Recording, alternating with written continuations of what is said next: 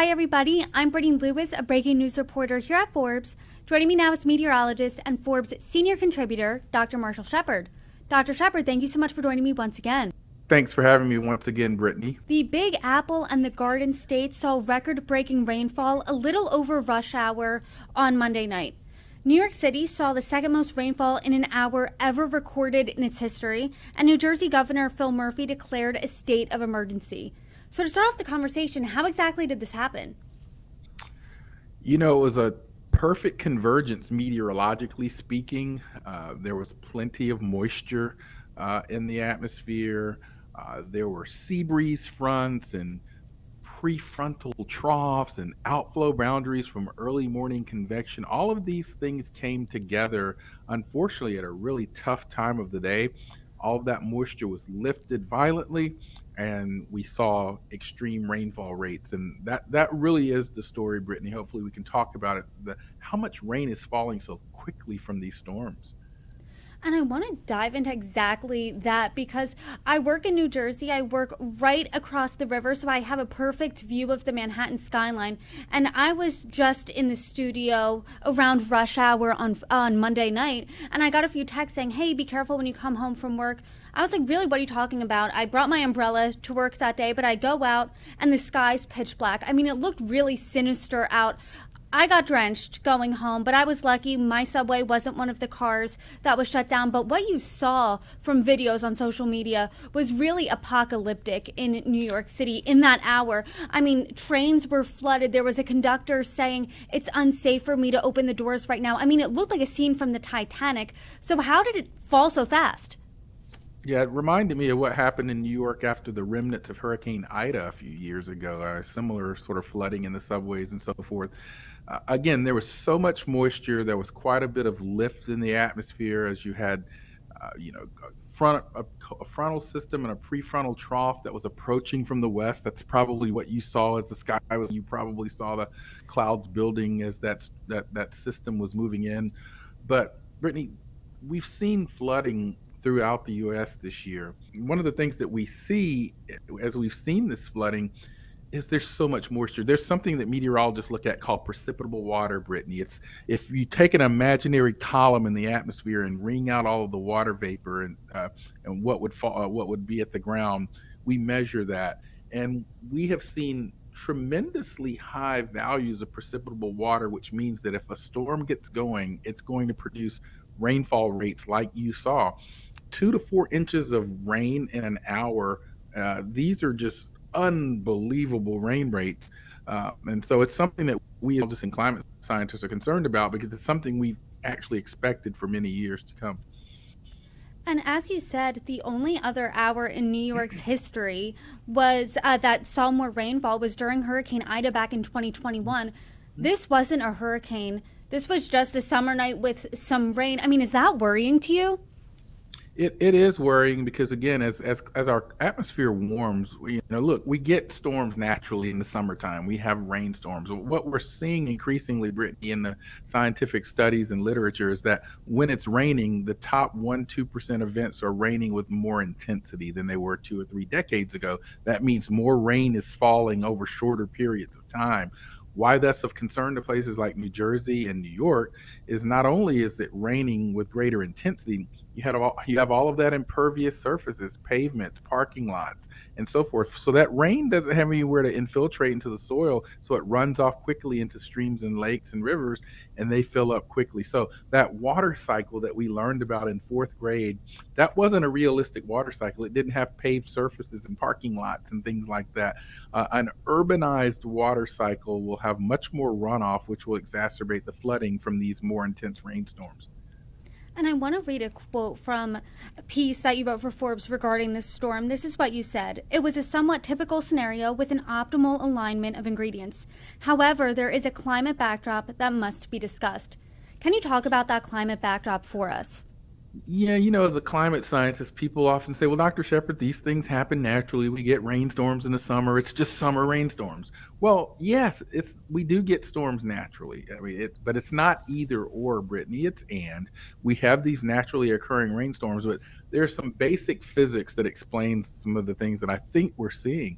As the atmosphere warms, it has more water vapor capacity. There's more water vapor available from evaporating streams and lakes and oceans and so forth. So there's more water vapor available to these afternoon thunderstorms to be converted to rainfall.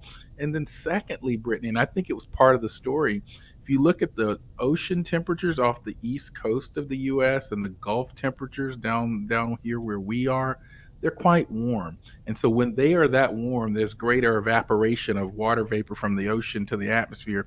And so that just provides additional moisture for these storms. And so I think we're seeing a convergence of things that are both weather and the impacts of a warming climate as well. I think that's an interesting point and kind of something to say to the naysayers or people in the comments that say, hey, this is a typical thing that we see rainfall in the Yeah. summer. I mean, that's not exactly new. And you're saying, yes, this is a summer storm. And so, what is this indicative then? What is that and that we could potentially see this summer and beyond?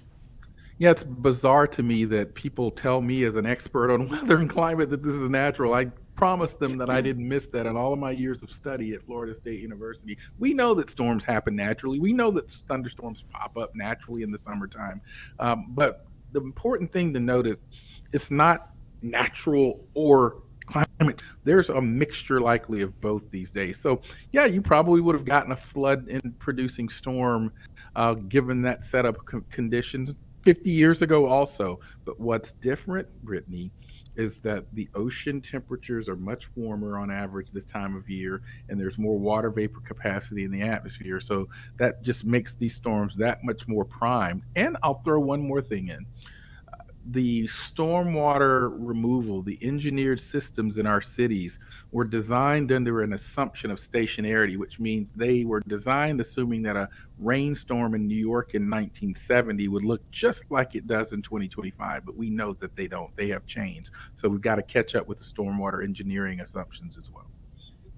And this was especially alarming because it came off of the heels of a really devastating flash flooding incident in central Texas earlier this month. Over 130 people died as a result. There are still many missing. Was Yes. this storm that we saw in the Northeast in New Jersey and New York related at all to the Texas Hill Country storm? No, it's those are different weather systems, but what they both had in common is that there was so much moisture in the atmosphere, different source. A lot of that moisture was coming from the Gulf, whereas I think a lot of the moisture, some of it was likely with the Gulf with this New York storm as well, New York, New Jersey storm as well. But there was also quite a bit of rich moisture out along the Atlantic seaboard as well. So yeah, different systems, but I think they both had in common extreme levels of moisture. What I will say about the Texas floods, which I was hearing, there were rumors and innuendo out there about cloud seeding and all kinds of things out there. Cloud seeding doesn't cause these types of extreme rainfall events. In fact, what we know from the scientific literature is that cloud seeding is inconclusive as best. Now, you'll have a lot of people out there peddling all kinds of things, but cloud seeding cannot really affect these types of storms in that way. And even to back that up a step further, because if you go down any rabbit hole on social media regarding any weather incident, you're probably going to hear the term cloud seeding. Oh, So oh explain my it to us gosh. like we are first graders. What Fourth exactly is graders. cloud seeding, and why do you think, or why, how did it gain this popularity amongst people who are trying to peddle some sort of misinformation or a possible conspiracy?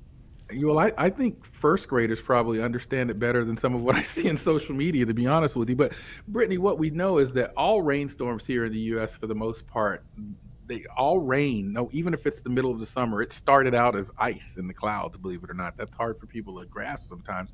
But even on a hot summer day in New York, 95 degrees at the surface, the ice crystals in the tops of those clouds started out as in a frozen form. So what we know is that in order for those ice crystals to form in thunderstorms or in rain clouds, they have to have a seed, Brittany. They need a little nucleus. We call them ice nuclei, and that can be kaolin, dust, clay, pollen, things of that nature. What cloud seeding tries to do, and there have been studies for cloud seeding for many decades, it tries to stimulate or introduce more of those ice nuclei into the clouds to get the ice crystals to start forming more efficiently. But what many of the studies have shown, Brittany, is that most of the storm clouds that get seeded probably already had enough moisture and seeds in them anyhow. So I'm going to give you a little analogy that maybe will set this to rest. Think of cloud seeding as a match, like if you're striking a match, right? And if you try to strike a match and light a rock, you're probably not going to set that rock on fire. There's no moisture there. On the other hand, let's think of a situation like we had with the Texas floods or even the New York, New Jersey floods. There was so much moisture in the air that cloud seeding doesn't really matter. It's like striking a match and putting it in the midst of a raging inferno. It's not going to really matter because that inferno has enough juice on its own. Well, thank you for putting that to rest. And another thing that we saw in Texas was that the warning systems, people were saying, hey, I was not adequately warned about just how dangerous this was. I was out for a walk and suddenly the flash flooding began. You raised a good point in a Forbes piece. Would Cat 5 messaging changed anything? Do you think there needs to be different warning for these types of flash flood incidents for people to really, heed those warnings and take concern and understand the impact of just how dangerous this could be? Well, first of all, the weather warnings were absolutely there with the Texas floods. I mean, I documented in a Forbes piece that there were warnings in the days leading up to this and even in the hours beforehand. So I think the real issue with the Texas flooding was more in the lack of warning systems. Candidly, some of those camps and RV parks being located in flood zones from the start.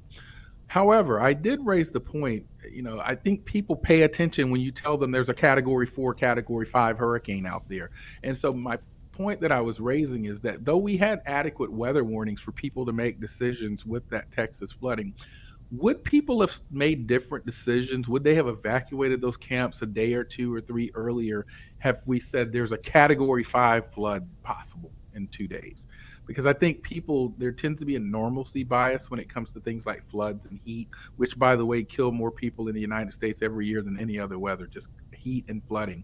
But people tend to react more to tornadoes and hurricanes.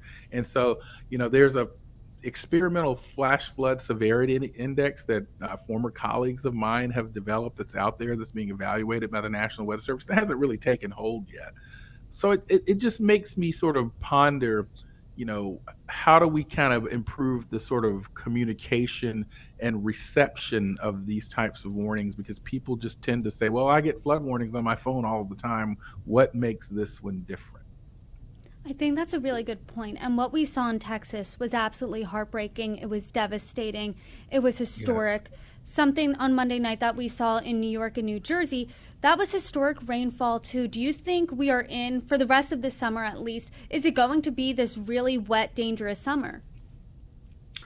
So I saw a statistic yesterday in some media outlet that said that we've experienced more flash flood watches this year than last year and in previous years. I think that as warm as the Atlantic Western Atlantic Ocean and the Gulf are, I think that there's plenty of moisture available for these storms. But I think it's a signal, Brittany, if you go back and look at things I wrote 10 years ago, if you look at things in the scientific literature 30 years ago, climate scientists were warning about something called an accelerated water cycle, which means that as our system warms, there will be more water vapor in the atmosphere on average, and that's going to prime the pump for more intense rainstorms. So we don't need some kind of wacky conspiracy theory to explain what's going on. The science has long warned of this. Well, I appreciate the conversation. I always appreciate your expertise here.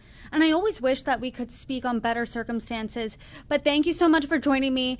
And I hope as more storms continue, I hope that you can come back on and break them down and help us make sense of them. Dr. Marshall Shepard, thank you for the time. Thank you, Brittany.